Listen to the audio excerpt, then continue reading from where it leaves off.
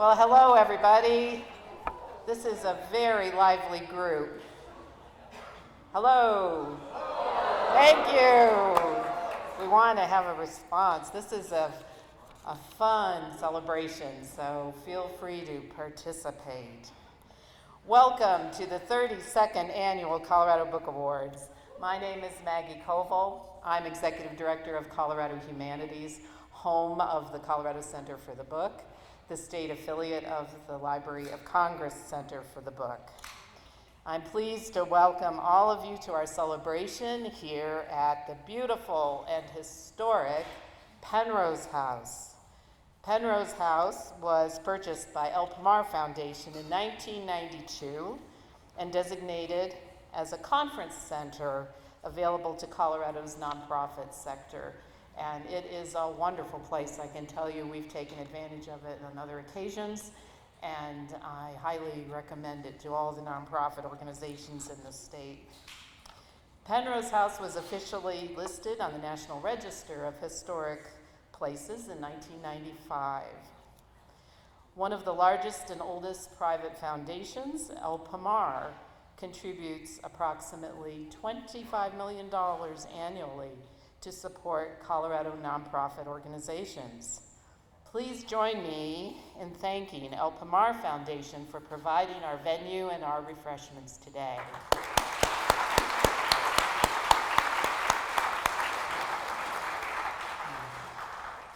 The Colorado Book Awards tagline this year is Imagine, Share, Celebrate. The authors, editors, and illustrators have devoted themselves to their manuscripts, in many cases for several years. The Colorado Book Awards is, in part, an attempt to take the creation of a book from a solitary endeavor to a communal celebration, and to commend each finalist for their marvelous contribution to Colorado literature. Would all of our finalists please stand? Let's raise our glasses for a toast to our finalists, to all of you. Congratulations. What an achievement. As we continue to build a post-COVID world, it's not hard to recognize the importance of community and literature.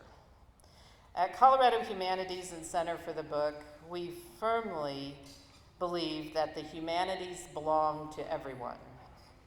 They are essential for our well-being, our growth, and for fostering an understanding of ourselves and others. They enable us to think critically and creatively to solve problems and move toward a just and robust future. Through the disciplines of the humanities, we tell the human story. That is what we are here to celebrate this evening. Literature has always served as a window to the individual as well as the collective world. As you hear the winners read today and make your way through the Colorado Book Award finalists reading list this summer, we hope you'll be inspired to reflect on the role of literature, community, and the humanities in your lives and in the world. While we cannot sell books today at this event, Poor Richard's Books and Gifts, one of our outstanding presenting partners in the finalist readings this spring, is located right here in Colorado Springs and online to help you with that summer reading list. Our other partner for the finalist readings is Pikes Peak Library District, which provided program venues and branch libraries across the city. How about some applause for both of them?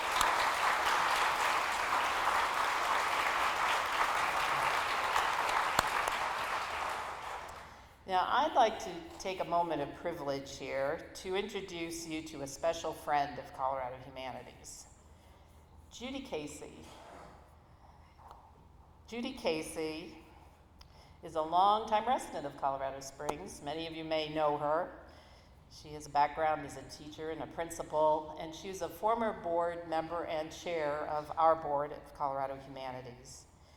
And Judy was instrumental in bringing together the Colorado Center for the Book and Colorado Humanities. I'd like Judy to stand. She's here today, and some applause to thank her for her wisdom and leadership.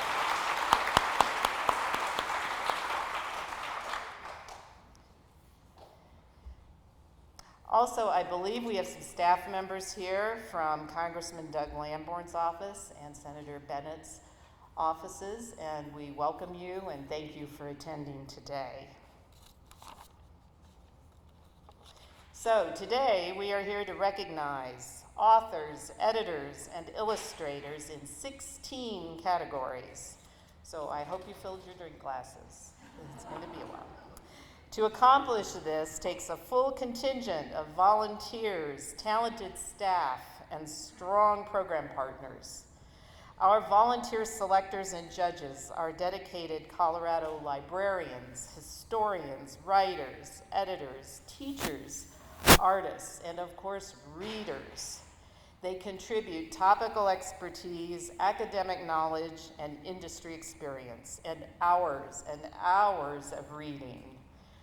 Then they engage in exhaustive discussions and negotiations. So for all of their skill and time, let's have a big hand for our selectors and judges.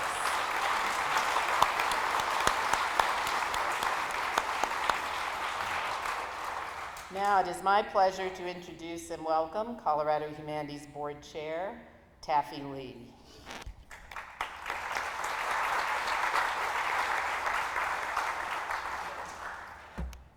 Thank you, Maggie. Can everyone hear me all right? Great. Good afternoon, Colorado Springs. It's a pleasure to be here. One of the reasons this is one of my favorite events is because everybody is always so happy in this room. And I realize collectively how much talent we have in Colorado. So it's really nice to see you all today. It's Colorado Humanities' 49th year, and the 19th year that the Colorado Center for the Book has been a program department of Colorado Humanities. I'd like to thank the Colorado Humanities staff who are here today, Executive Director Maggie Koval, Director of Operations Brenda Shingles, Center for the Book Programs Coordinator Mary Hickey, Marketing Coordinator Betsy Lopez, Conversations Coordinator Lanaya Butler, History Programs Coordinator Jennifer Macias, and board members Leah Davis Witherow and Brett Lobello, who were integral in bringing the Colorado Book Awards to Colorado Springs this year. I would also like to thank and acknowledge our longtime staff member, Josephine Jones, who is recently retired and was Director of Programs for Colorado Humanities and Director of Colorado Center for the Book. So please give a round of applause to our hardworking staff.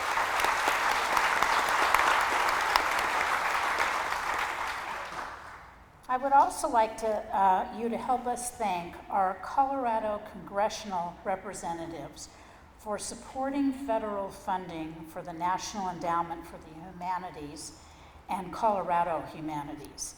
And please ask them to support continued funding, citing today's program as an example of the humanities at work.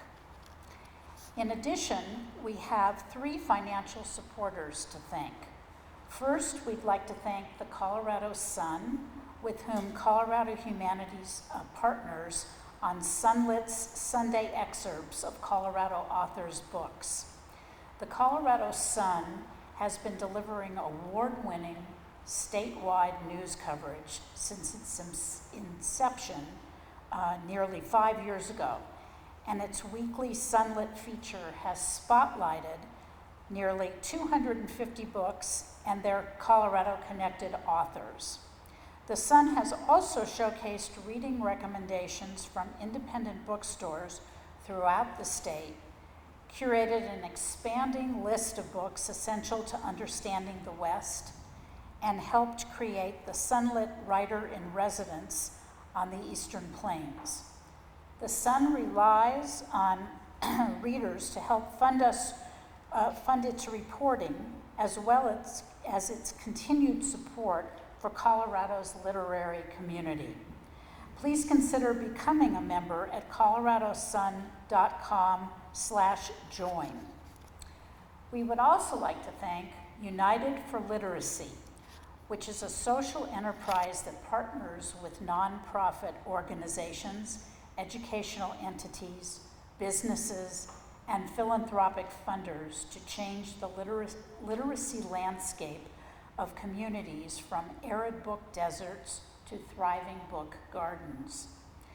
Through these partnerships across the nation, Unite for Literacy creates locally and culturally relevant books for children from birth to 8 years old, and then delivers printed copies of books to families' homes. They also have an online library of more than 500 books that are narrated in more than 50 languages. The library is free, and there's no account creation. Visit unitebooks.com to learn more, and uniteforliteracy.com to enjoy their digital library.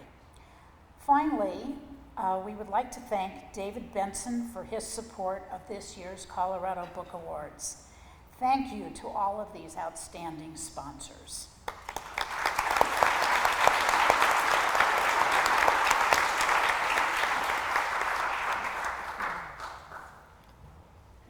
Thank you, Taffy.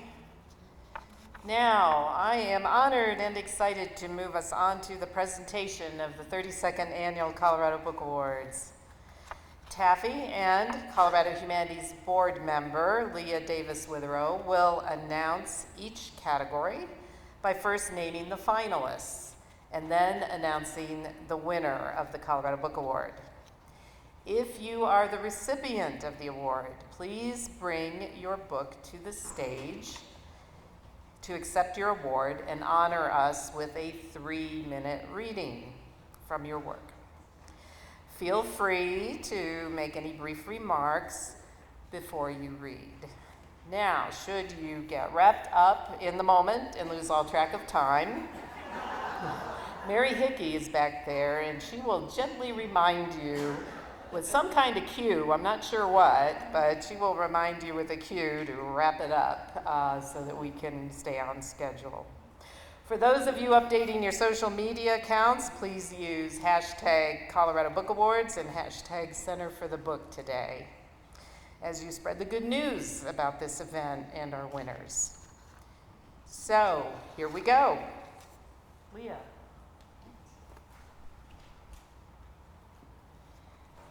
Thank you so much and good evening. Our first category this evening is Anthology. The finalists are Bizarre Bazaar, a collection of stories from Rocky Mountain fiction writers, edited by Amy Dreyer and Veronica R. Callisto. Denver Noir, edited by Cynthia Swanson. And finally, The Long Devotion, Poets Writing Motherhood, edited by Emily Perez and Nancy Reddy. And the Colorado Book Award in Anthology goes to Denver Noir, edited by Cynthia Swanson.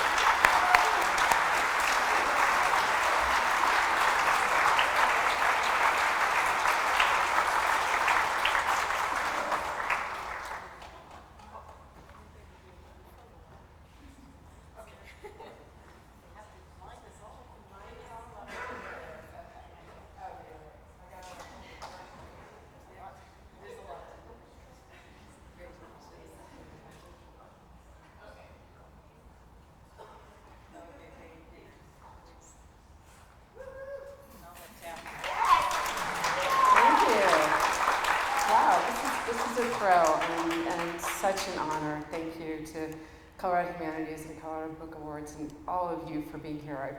I'm so touched. I'm kind of choked up.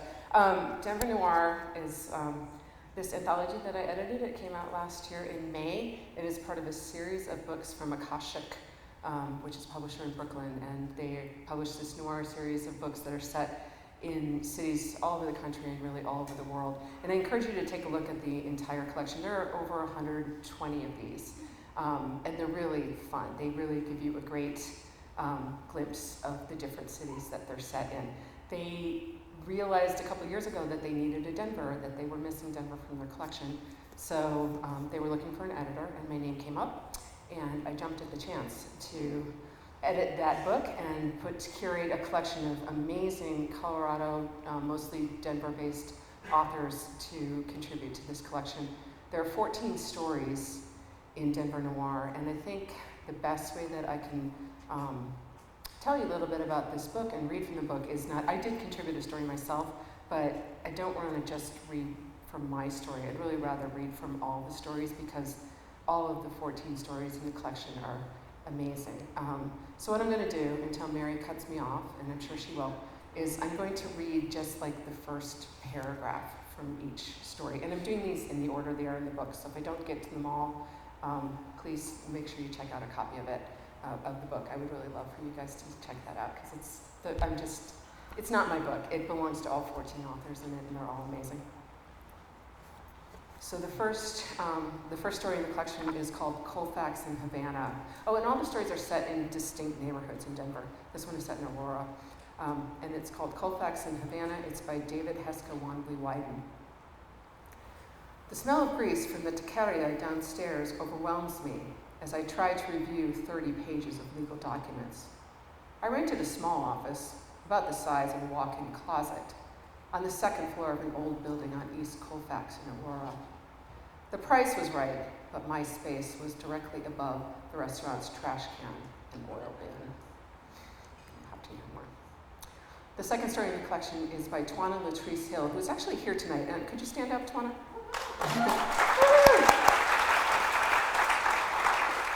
The story is set in Capitol Hill, and it's called A Life of Little Consequence.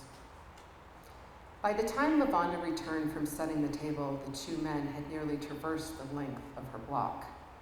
She had watched them for over an hour, and now it was dusk. As they approached her walkway, she closed her book and rose from the chair. The third story in the collection is actually the one that I wrote. It's set in Cheeseman Park. It's called Pieces of Everyone Everywhere. Digging graves is straightforward labor involving little more than brute strength and a sufficiently sharp blade. The job can be done with relative ease by even the most doltish of common work hands. The fourth story in the collection is by Erika T. Worth. It's called Tough Girls, and it's set in Lakewood. Entering the White Horse was like entering a dream of the past, my mother's past. She'd grown up here in Denver on Colfax, like a million other Indians, like her own mother. Now I was back to solve a crime. Another Indian woman dead, like so many others in our communities, no one but her mom giving a shit. Not the cops, not her dad, who hadn't been seen in a decade. No one else but me, a woman whose face, though allowed to grow much more critical with age, so resembled hers. The next story is called The Lake. It's by Peter Heller, and it's set in Sloan's Lake neighborhood. I live on the west side of Denver, Sloan's, 3 miles around with an island in the middle. I live in a small 1950s blonde brick ranch whose walls are cracking because the water table is high and there's a stream running through my crawl space. But I wouldn't trade it. I look out the window and I see grass, waters, trees, mountains, the long escarpment of the Continental Divide. I'm really in the middle of a city, but it doesn't seem that way. I love where I live, but here's a confession. I've never really known what I was supposed to do with my life, or whom I should listen to. Should I listen to myself? I always seem to get in trouble that way. The next story is by R. Ellen Brooks, and it's called A Baker's Duckling. And this story is actually told in graphic form. It's in pictures, so this is kind of some of the captions of the beginning of the story. With certain white girls, they try to connect with you by tossing out some faceless, generic aspect of blackness that has nothing to do with you. It'll pop out of nowhere, nothing to do with the conversation. Just some random, useless black fact they've been dying to tell you. Like, we're just talking about music, and she says, "My godfather is black." The next story is called No Gods. It's by Amy Dreyer, and it's set on South Broadway. There are 2 bars in my neighborhood that aren't terrible, aren't full of hipsters and liars, mostly lying to themselves, but still not worth the goddamn words you're wasting on them. I always walk to the bars, right up Broadway.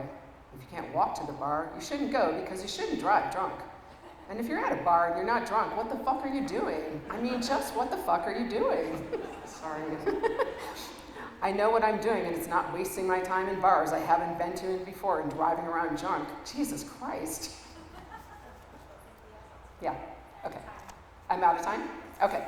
Well, there are a number of more stories in the book, so I hope you will all come and check out the collection. And again, thank you, everyone.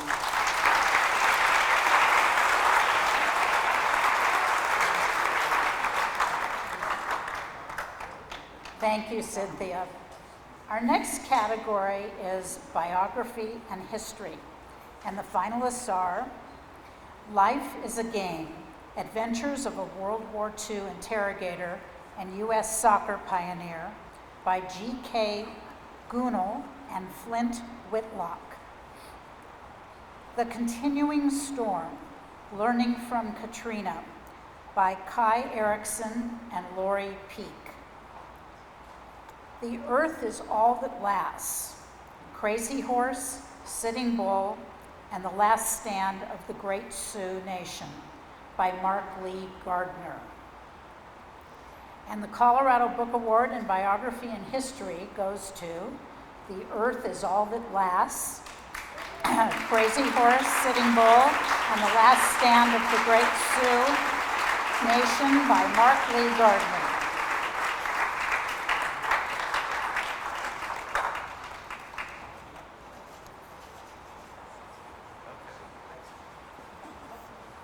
Okay, not too long ago, I had somebody ask me, they said they had listened to my book, an audiobook, and they said, does that count as reading the book? I said, yeah, it counts. I mean, I don't care how someone experiences this story, I want them to experience it. So if you read it on your laptop, or you listen to it, or you read a physical book, and I'm just so thankful that the Center for the Book and the Colorado Endowment of Humanities are celebrating books, and that we're still talking about books in the 21st century. So I'm going to make this just a very short reading. The Battle of the Little Bighorn, popularly known as Custer's Last Stand, is often viewed as the last stand of the free-roaming Plains Indians. The Ghost Dance can also be seen as a last stand, a resistance to reservation life, to being controlled by white men. But when it comes to justice for the Lakotas, there is no such thing as a last stand. We own the Black Hills, the old warrior Ironhawk told a newspaper reporter in 1948. We still do, and I wish we had the power to get them back. 32 years later, the U.S. Supreme Court agreed with Ironhawk in a landmark case known as United States versus Sioux Nation of Indians. The court affirmed that the Black Hills had been wrongfully taken from the Lakotas. The 1868 Fort Laramie Treaty plainly stated that land cessions required the signatures of 3/4 of all adult male Lakotas. The government had obtained only the signatures of chiefs and headmen when it took Lakota lands in 1877, and chiefs friendly to the government at that. The Lakotas were awarded more than $100 million in 1980. That figure was based on the value of the land in 1877, the 1877 value of the gold stolen by miners from the hills, and a 5% interest per year for a century. But the worth of the Black Hills was much higher than that figure in 1980, and even more so today, to say nothing of the hill's spiritual significance for the Lakotas. Like Ironhawk, modern-day Lakotas want to get their sacred Black Hills back. They refuse to accept the payment, and it supposedly sits gathering interest in the Bureau of Indian Affairs account. With that interest accruing annually, the award has reportedly grown to nearly $2 billion.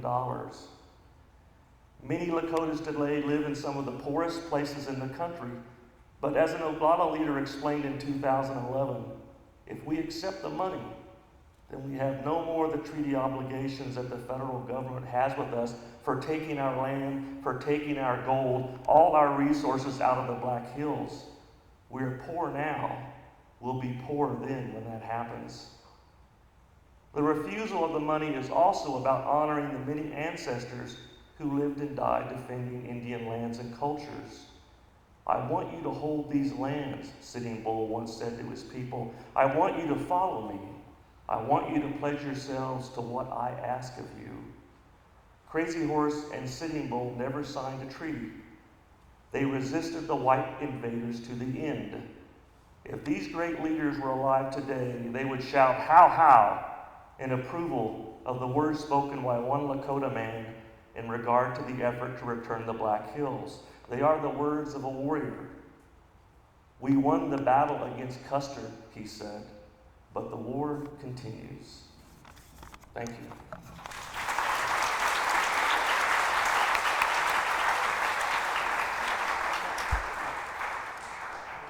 Thank you, Mark, and congratulations. Our next category is children's literature, and the finalists are If Tigers Disappeared by Lily Williams, Swim, Jim by Kaz Windness, Sylvie by Jean Wrighty and Lucy Ruth Cummins. And the Colorado Book Award in Children's Literature goes to Swim, Jim by Kaz Windness.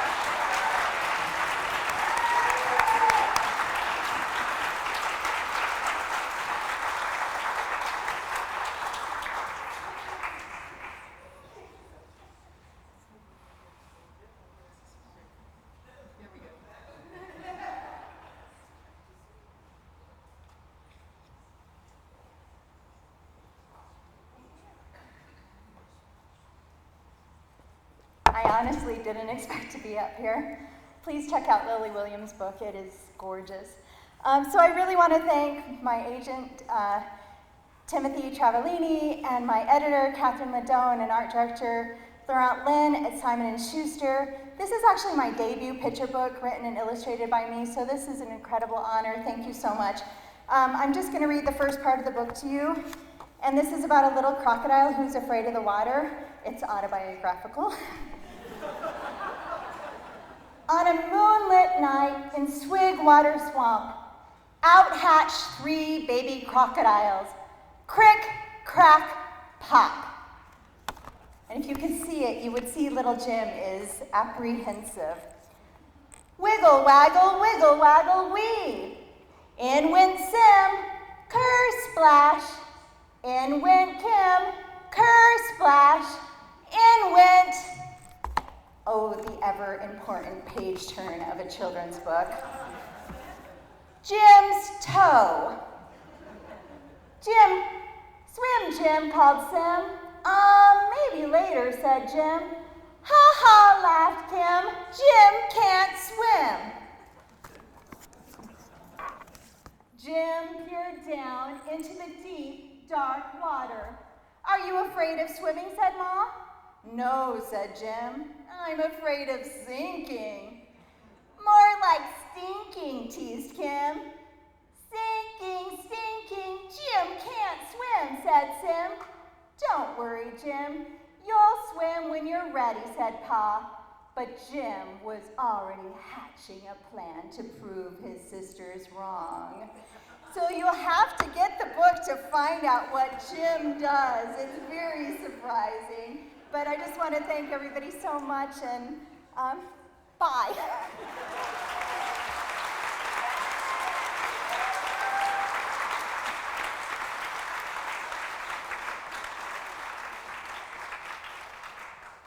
That's a hard act to follow. The next award category is Creative Nonfiction.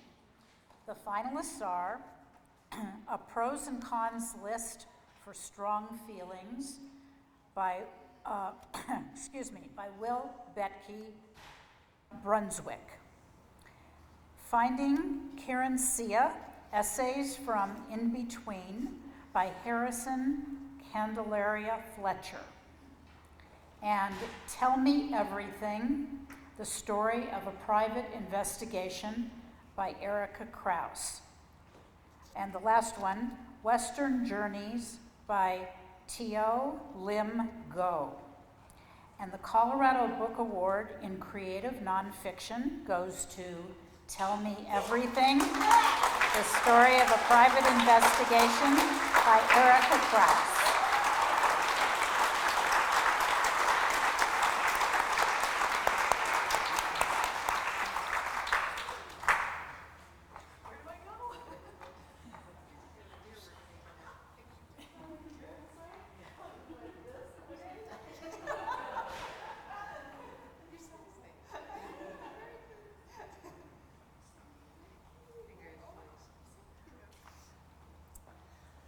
Oh, wow, I am very moved and shocked and also regretting that glass of wine that I drank.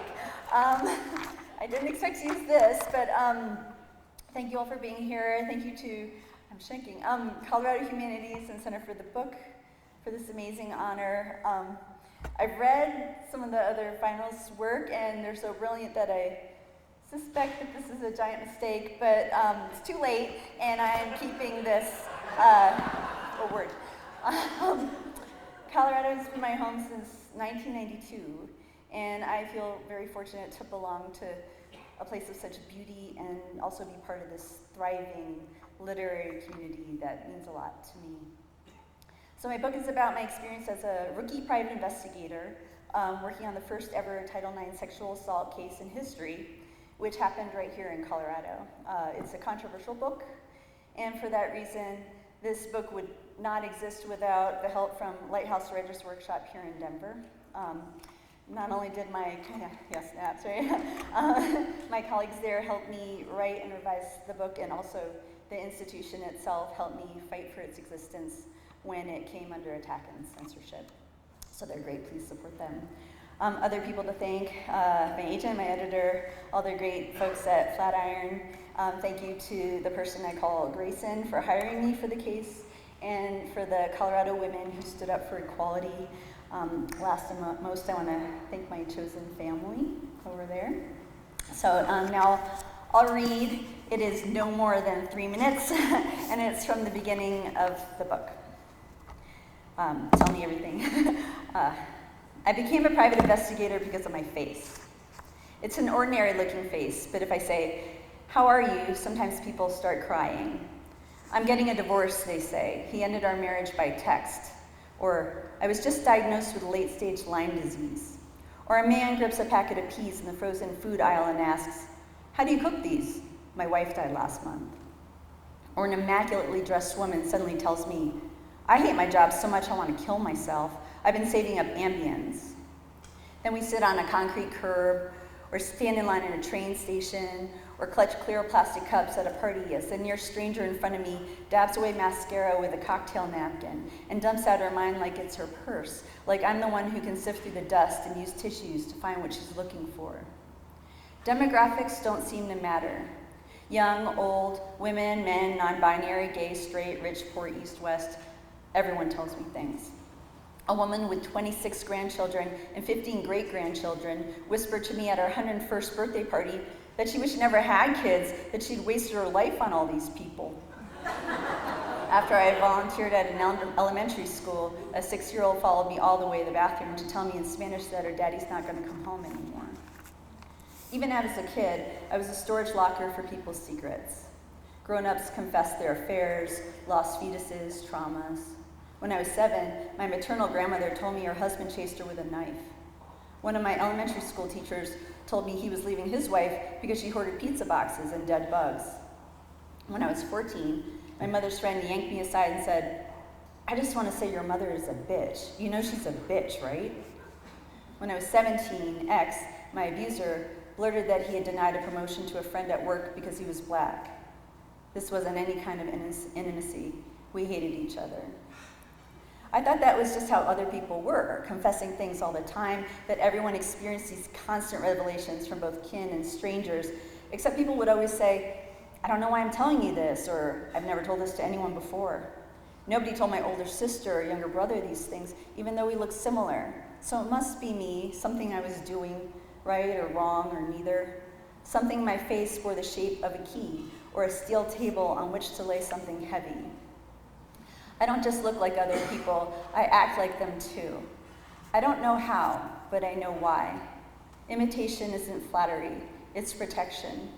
There's a class of animals called mimics who pretend to be other kinds of animals to avoid becoming the delicious prey they indeed are. The powdery gray owl butterfly bears a convincing owl-eye spot on each wing, guarding it from bird attack. The harmless milk snake imitates venomous copperheads and coral snakes with bright red-orange bands to warn off predators. Their lies are their hides. Tear a mimic free from her disguise, and you'll find only inner flesh, viscera, a heart emptying its last blood into the dirt. She will die and be eaten, unless she learns how to rip off your disguise first. Thank you. Thank you.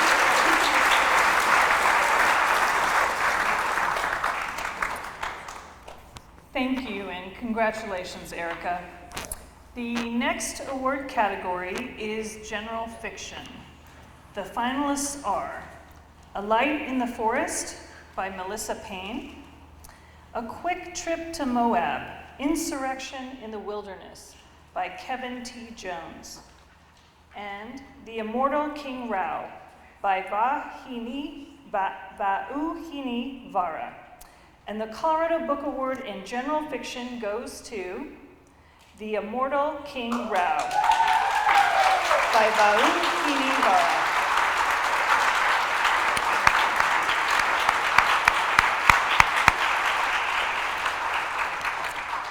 Vauhini could not be here today, but we extend our congratulations to her and her family, and I believe her family is here on her behalf. Can you please welcome them to the stage?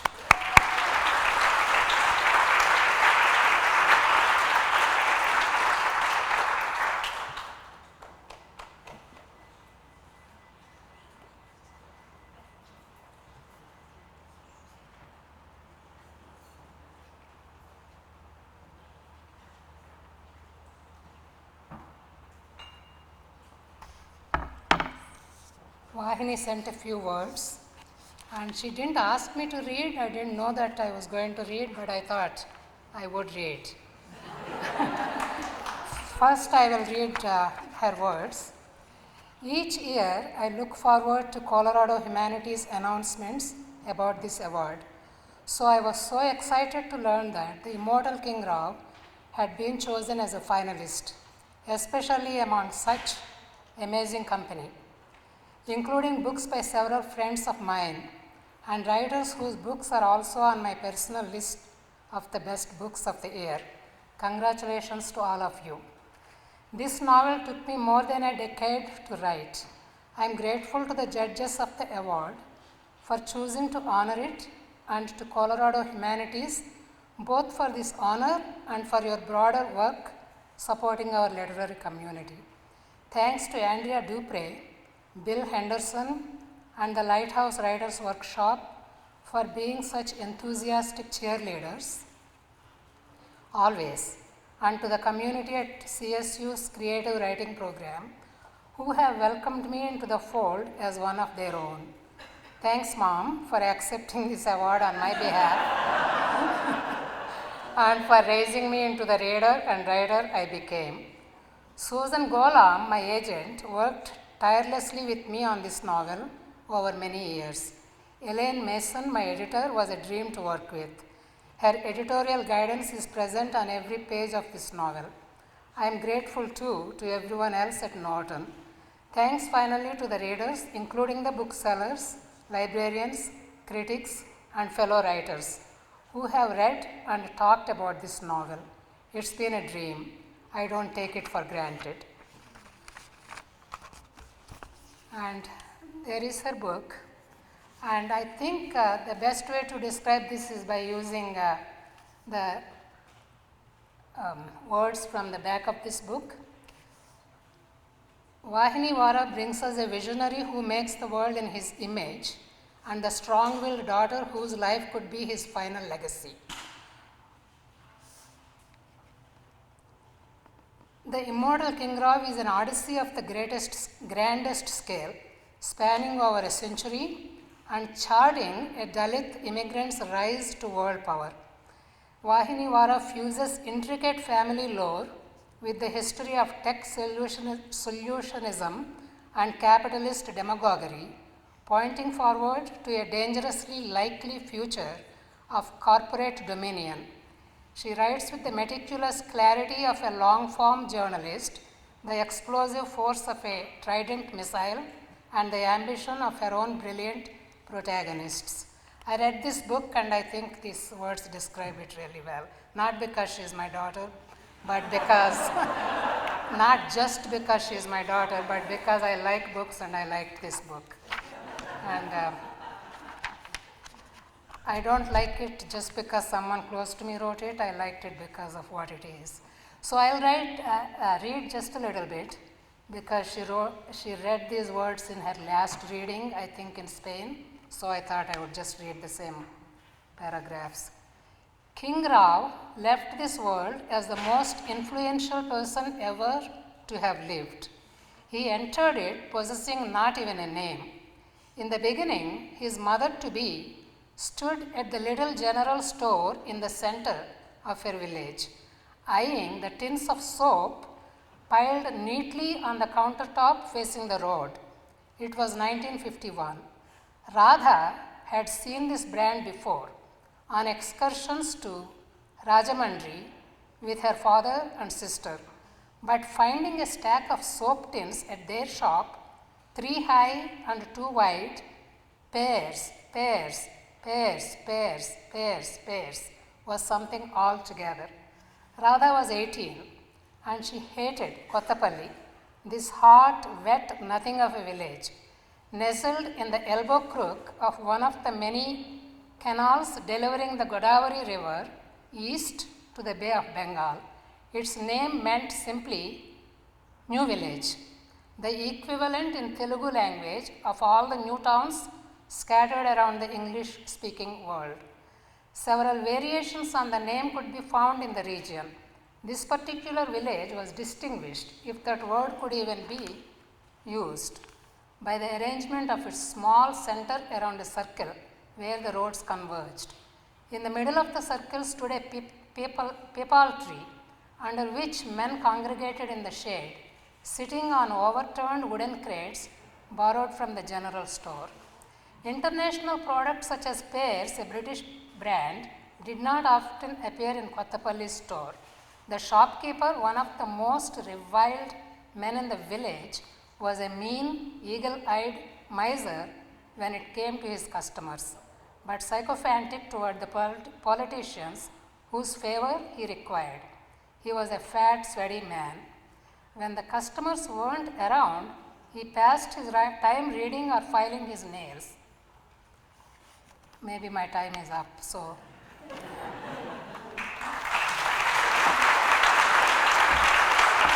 Thank you.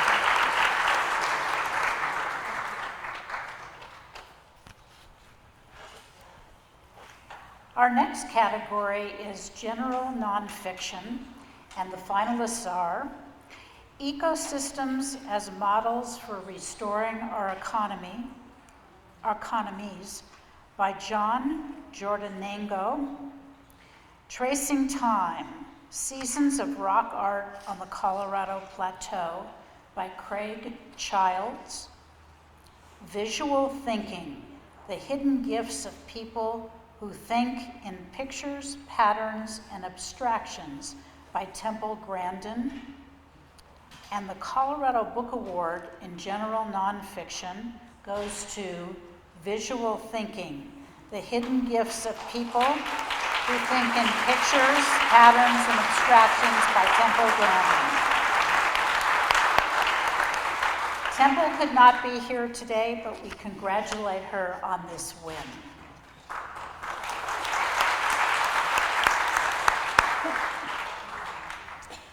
Our next category is historical fiction, and the finalists are Little Souls by Sandra Dallas, The School for German Brides by Amy K. Runyon, and Woman of Light by Kali Fajardo Anstein.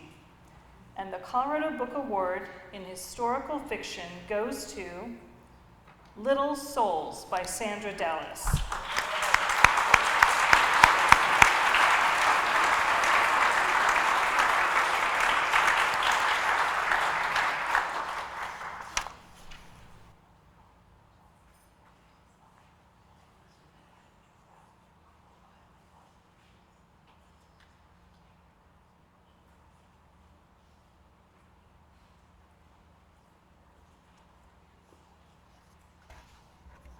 I don't deserve this, but I fell down last week and got 2 broken ribs, and I didn't deserve that either.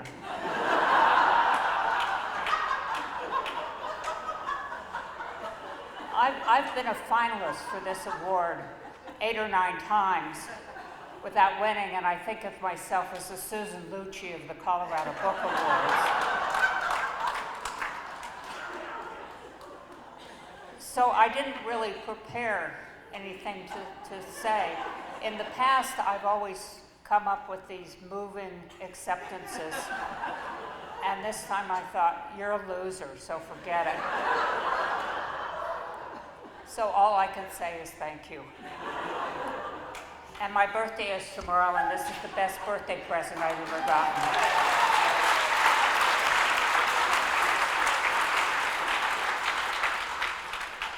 Little Souls is about the 1918 flu epidemic, which was even more fatal than COVID. I was reading a book about it, and I read that people were so frightened of the flu that when someone in the house died, they would take the body outside and leave it for the death wagons. And I thought, what a great way to cover up a murder. And so that's what happens in this book. And I'll just read the first page or so. The blue-black dusk had come on by the time I got off the streetcar and started down the sidewalk. It was cold, and there was a clammy feeling of moisture in the air, as if rain were hovering over us. Dried leaves fell from the trees, rattling across the yards and into the gutter as the wind swept them up. I was in a hurry to reach home. It had been a long day, and I wanted to tell my sister about the parade. That was why I didn't pay attention to the handful of men gathered on the lawn at mid-block. The streetcar clanged in the distance, its metal wheels screeching on the metal tracks. So I did not hear the murmuring. I tightened my coat around me. The first raindrops fell. After the overheated car with all of us pressed together, I was suddenly chilled. I hoped Helen had already gotten home. Perhaps she'd started supper. The 3 of us could eat in front of the fire. Then I saw him, the man lying on the ground, and I stopped. He might have been drunk. Bootleg whiskey could kill an iron dog. Although there was no national law on prohibition, Colorado passed one in 1916, 2 years ago. Bootleggers were in full swing in North Denver and in old mining towns in the mountains. Or maybe the man had been hurt in an automobile accident. Perhaps the kid down this block who raced his auto at 20 miles an hour had finally hit someone. We'd said that sooner or later he'd do just that. I didn't see his Model T, however. Perhaps the driver had not stopped. What happened, I asked, pushing between 2 bystanders. Is he hurt? My sister's a nurse. We live just down the street. I'll get her. I stepped forward for a better look, but a man beside me held out his arms to keep me away. Then he removed it quickly, as if he should not have touched me, and stepped back. Better watch out, he said. The street lamp came on then, and I could see the man on the ground a little more clearly, a soldier. His brown jacket was buttoned up to his neck, and his boots were polished so that they gleamed in the faint light. His brown cap lay nearby, as if it had come off when he fell. Then I looked closer at his face. Blood seeped out of his eyes and mouth, and he twisted in agony. Won't someone help him? I asked, starting to kneel. That was when the man grabbed my arm. Watch out, lady. He's got the influenza. Thank you.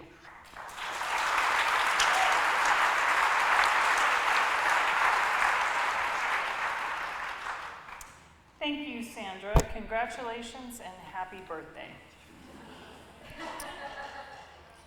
The next award category is juvenile literature, and the finalists are Dad's Girlfriend and Other Anxieties by Kelly Crocker, Middle School, Safety Goggles Advised by Jessica Spear and Leslie Imgard, Sisterhood of Sleuths by Jennifer Chambliss Bergman and Vesper Stamper, and finally, Totality, an Eclipse Guide in Rhyme and Science by Jeffrey Bennett. And the Colorado Book Award in Juvenile Literature goes to Totality, an Eclipse Guide in Rhyme and Science by Jeffrey Bennett.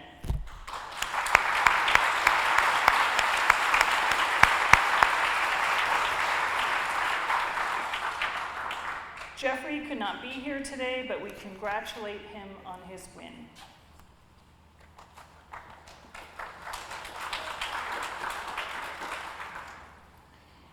The next award category is literary fiction.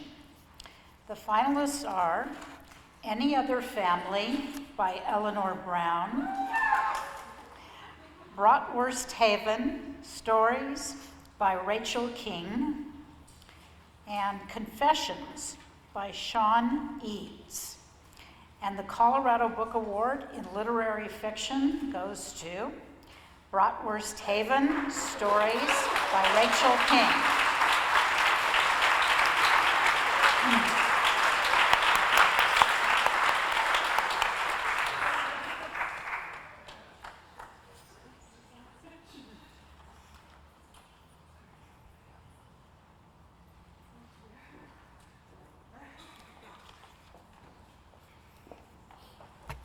Well, I know people keep saying this was a surprise.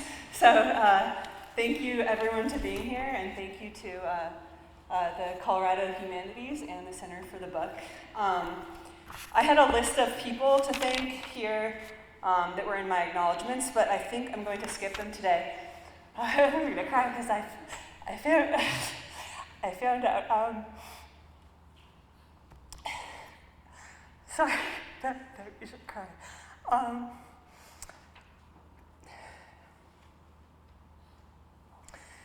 About right before I came down here, I found out Tom Glenn, who's an author and a Vietnam War vet, he was in a writer's group with me right when I got out of college, and he just,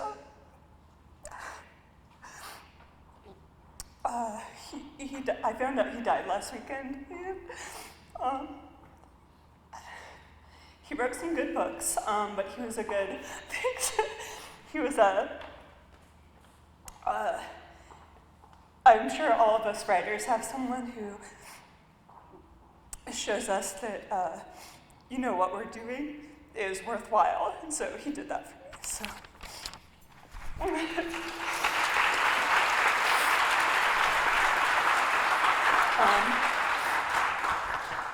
so. His name's Tom Glenn, and he wrote a lot about his time in Vietnam, so you should check out his books. They're good. I also just wanted to take a moment to bring attention to the book bans happening across the United States, and to thank the many librarians and other concerned citizens fighting against the bans. And I also wanted to stand in solidarity with the Writers Guild of America strike, and I hope their demands are met sooner than later, because every writer deserves a living wage.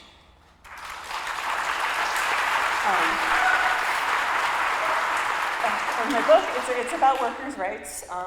It's about a sausage factory in Boulder County and the characters who work there, also the characters who live in the town, and each story stands alone, and then they're all linked together. The different characters show up in different stories. So I'm going to read just the first page or so of the book.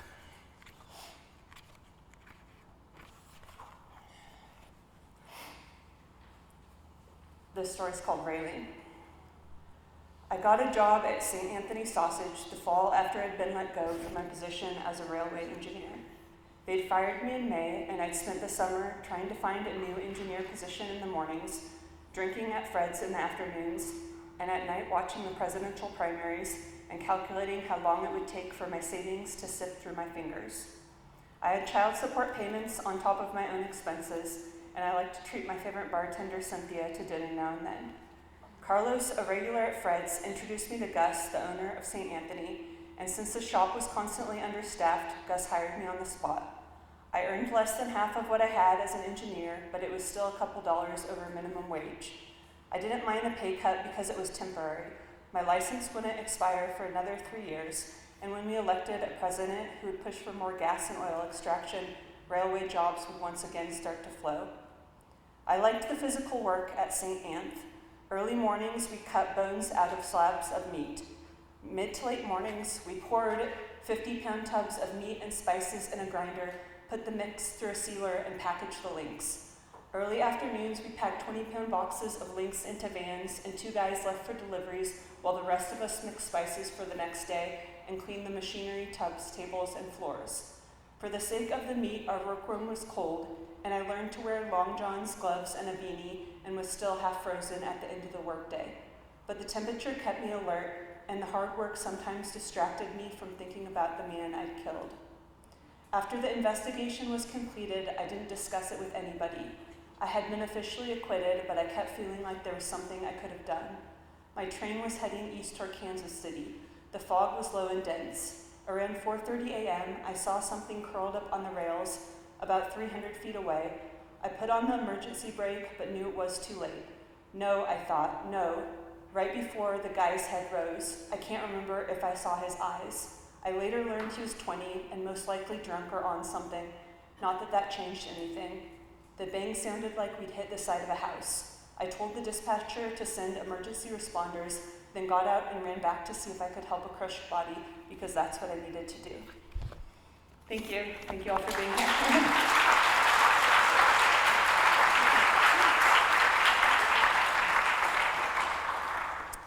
Thank you so much, Rachel. Congratulations, and we're so sorry for your loss. The next award category is Mystery. The finalists are Aunt Dimity and the Enchanted Cottage by Nancy Atherton, The Chimera Club by Chuck Greaves, and Where is Mary Bergen by Craig Marshall Smith. And the Colorado Book Award in Mystery goes to Aunt Dimity and the Enchanted Cottage by Nancy Atherton.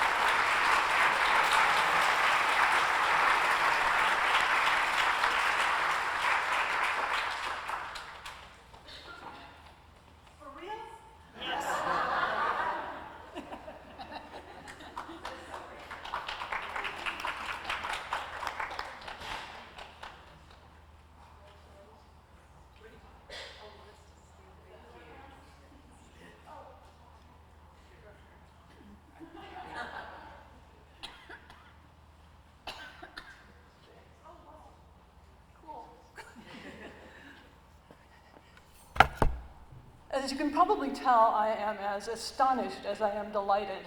My first book, the first book in a series, this is the 25th book in the Aunt Dimity Mystery series. The first book came out around 92 or 94. I'm not good at numbers. I can't be good at everything. And I've never won anything, except a wonderful readership and their love, which is worth a lot. They are going to be out of their minds with happiness for me. Thank you, Colorado Center for the book, not only for this, but for advocating for literacy and for the value of reading in everyone's life. Who else? Oh, Mary, thanks for all the stuff you're doing, but don't worry, as my fellow winners and pretty much any writer on the planet Earth demonstrate, it is impossible to do a 1 to 3 minute reading and have it make any sense. So I'll keep it short and sweet. I won't do a reading from Antimony and the Enchanted Cottage because none of them would make any sense, a 1 to 3 minute reading. Instead, I will recite the first 2 lines from the first book in the series, Antimody's Death, because that launched a whole world that has brought me so much joy. So the first 2 lines from Antimody's Death go exactly like this. When I learned of Antimody's death, I was stunned, not because she was dead, but because I'd never known she'd been alive. Thank you.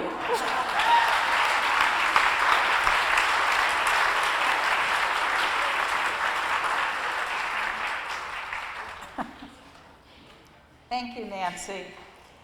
Our next category is pictorial.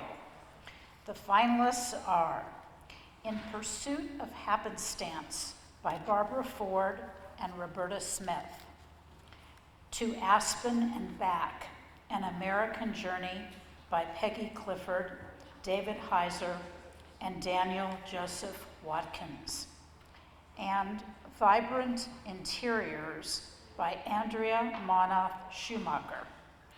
And the Colorado Book Award in Pictorial goes to Vibrant Interiors by Andrea Monoff Schumacher.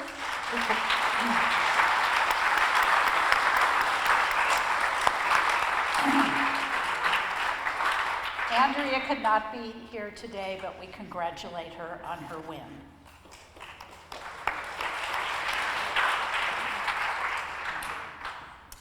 Our next category is poetry, and the finalists are I by Catherine Indermauer, What Flies Want by Emily Perez, and You Better Be Lightning by Andrea Gibson. And the Colorado Book Award in Poetry goes to I by Catherine Indermauer.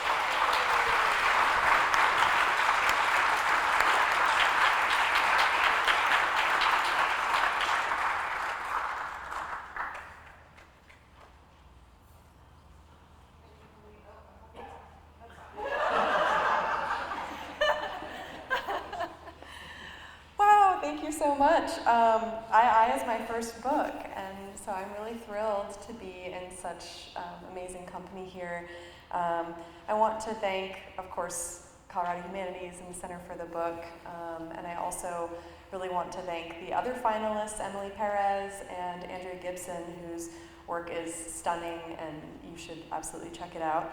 I is one long piece that lasts the whole book about mirrors and the psychological effects of mirrors and sort of the long history and kind of spooky history of mirrors. And so I'm just going to read one very short excerpt from the book that I hope you'll enjoy.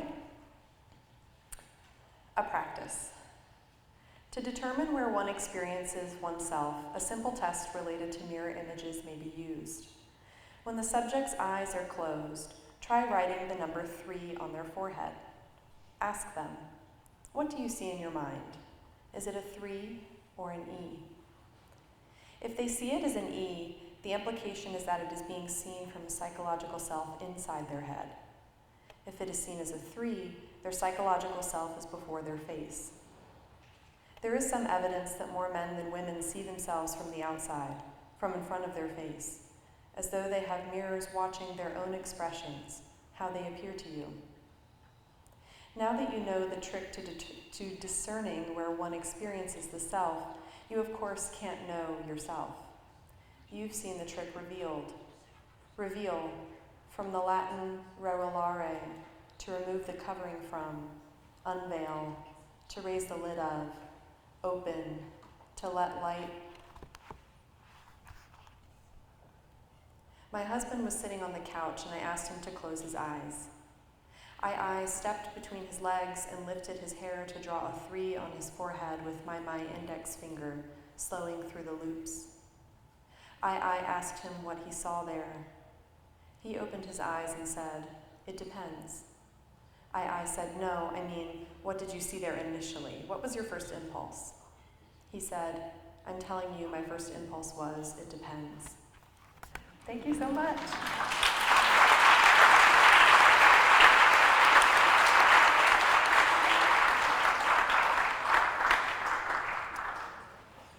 The next category is romance.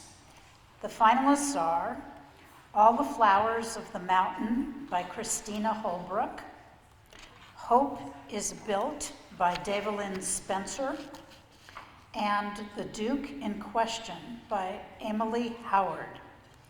And the Colorado Book Award in Romance goes to All the Flowers of the Mountain by Christina Holbrook.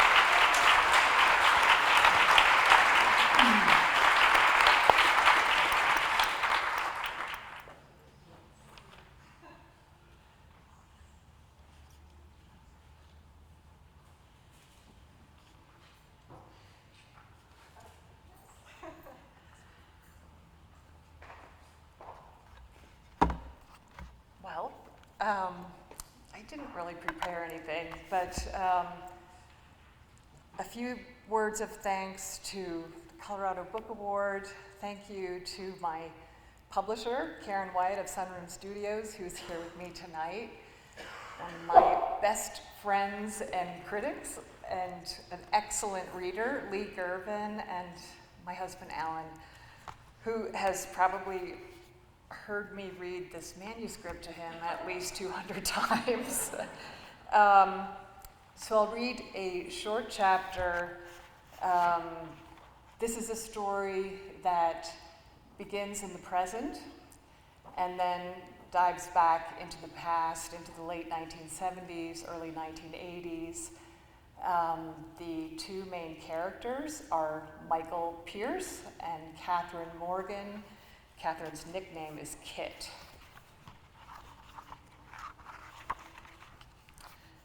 I will twine thee a bower by a clear silver fountain, and round it I will gather all the flowers of the mountain. Let us go, lassie, go. Adapted from a poem by Robert Tannehill, 1774 to 1810. Section 1, Chapter 4. She remembers that she'd laughed at him when he'd finally gotten up the nerve to talk to her. But he was persistent and funny and interested in all that she had to say. In the opinion of her teenage self, he was very cute too. How easily he'd won her over. Sometimes during the summer when she and Michael were both 16, she rode her bike to the lake early to avoid the noisy, quarrelsome car ride with her parents and little brother and sister. She would arrive just in time to find him dressed in his orange guard shorts and ready to take the leaky lifeguard rescue boat out for a paddle. On a quiet morning, the lake glinted with the first light of the day.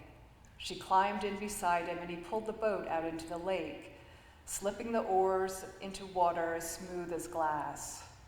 The jagged stone features of the old man of the mountain, the profile that gave the lake its name, jutted out high above, right below the peak of Cannon Mountain.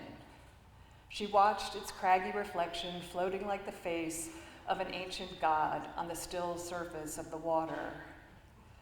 They listened for the shrill chatter of the slate-backed kingfisher cutting through the morning silence, caught sight once or twice of a solitary fishing boat drifting in the distance. And sometimes, if she got to the club really early when the mist still hung over the water, they'd hear the loons calling down at the far shore, that haunting, lonesome back and forth cry of each bird to its mate echoed across the lake. She looked at him, and a kind of crazy longing welled up inside, like her heart was going to burst. That summer began with such innocence and hope, but she cannot avoid the sorrow of remembering how it all ended. The incident that changed everything occurred following the Labor Day weekend in September, after the last big party of the summer at her family's country house, Cedar Edge. She hadn't returned home that night. The following morning, her father, out searching for her, found her by the side of the road near the lake. "Is she all right?" her mother cried out to her father as he came up the front stairs to Cedar Edge with Kit bundled in a blanket. "Get her upstairs to her bedroom, quickly now." She was mute, unable to speak for herself, and anguished to see the pale, frightened faces of her brother and sister, Elliot and Lucy, as she struggled up the stairs under the arm of the housekeeper, Elsie. "What happened to her?" her cousin Genia whispered. For a very, very long time, she couldn't remember anything. Calls were made by her father then to various connections who could offer discreet help. A physician, a personal family friend, came up from Boston to examine her and provide a course of sedatives and antidepressants.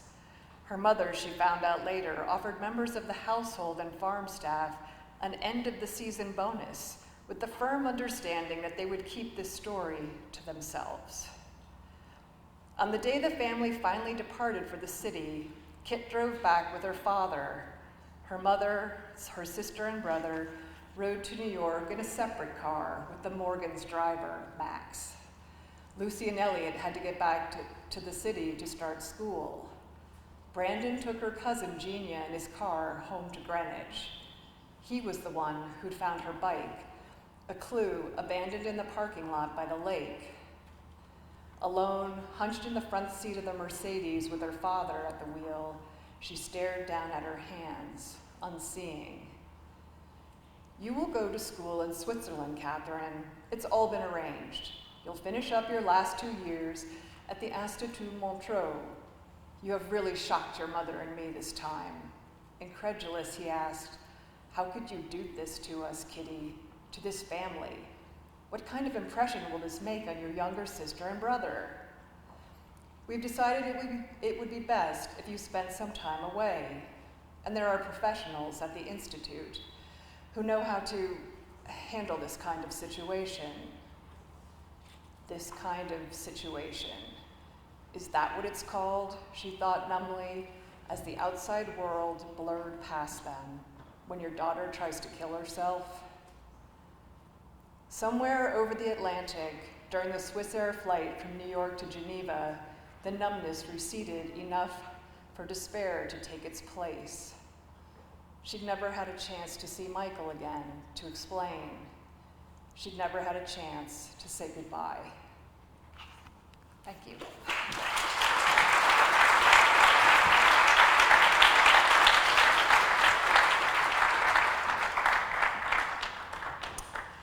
I don't know about you, but I want to read every one of these books.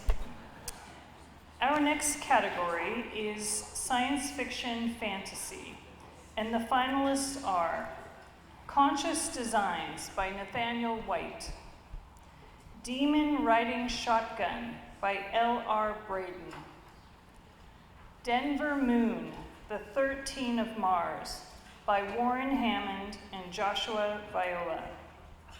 And the Colorado Book Award in Science Fiction Fantasy goes to Conscious Designs by Nathaniel White.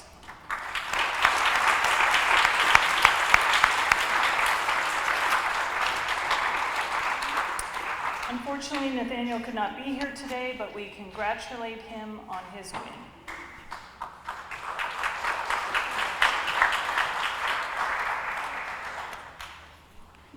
Our next category is thriller.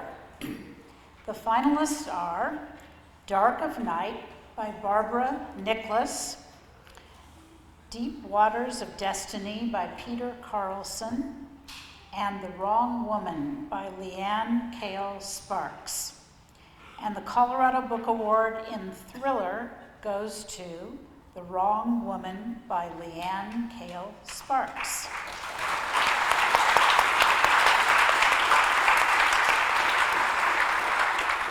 Leanne could not be here today, but we congratulate her on her win.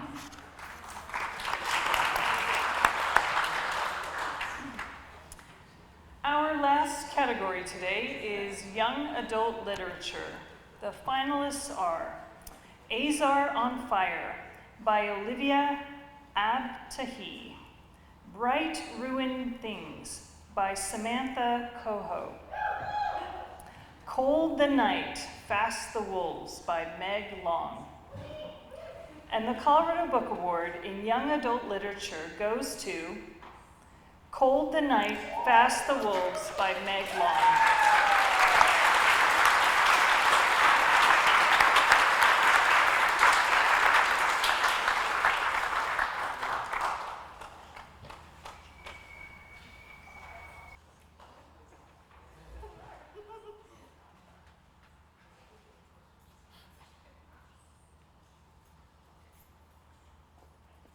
Wow, this is, again, unexpected. I guess we're just all so talented that we all expected the other people to win, so great job, everybody. I feel so honored. So thank you to Colorado Humanities and Center of the Book for just choosing some really amazing, amazing stories. I think we should give everybody a round of applause for their readings today. And everybody knows the finalists, amazing books. I also want to read all of them tomorrow. Since it's the end and we've been sitting through a lot of readings, I'm actually not going to read because I'm just like so flabbergasted, but I do want to thank you. This is a sci-fi book in young adult, which is kind of a rare thing. So thank you for honoring it. Thank you for choosing it. I hope that more teens discover sci-fi and love books the way that I did growing up.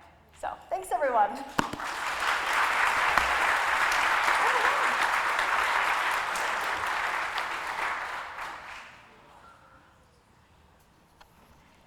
Thank you, Meg.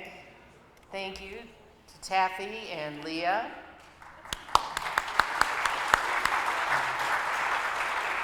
Congratulations to all of the Colorado Book Award winners and finalists, and I think we should have another round of applause for a job well done.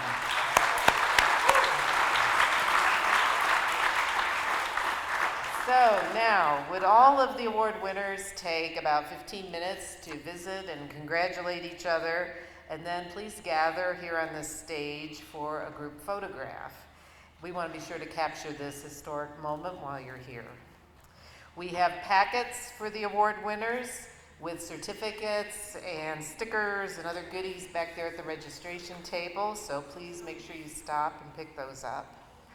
Thank you all for joining us for the 32nd Annual Colorado Book Awards. Enjoy the rest of your evening and have a safe journey home.